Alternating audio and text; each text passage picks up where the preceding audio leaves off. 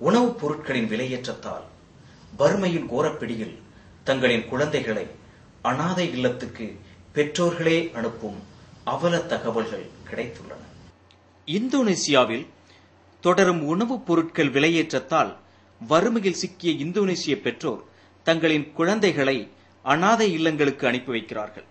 இத்தகவலை ஜாகர்த்தா போஸ்ட் வெளியிட்டுள்ளது. சுனாமி என்ற ஆழி பேரலையில் ஏராளமான குழந்தைகள் தங்கள் பெற்றோரை இழந்தனர். அப்போது ஏராளமான அனாதை இல்லங்கள் நிறுவப்பட்டன.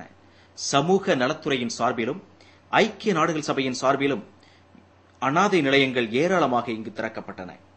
5 லட்சம் குழந்தைகளை கொண்ட அனாதை நிலையங்களில் வெறும் 6% குழந்தைகளே உண்மையில் அனாதைகள் என்றும் மற்றவர்கள் பெற்றோர்களால் அனுப்பப்பட்ட குழந்தைகள் என்றும் தெரிய வந்தது.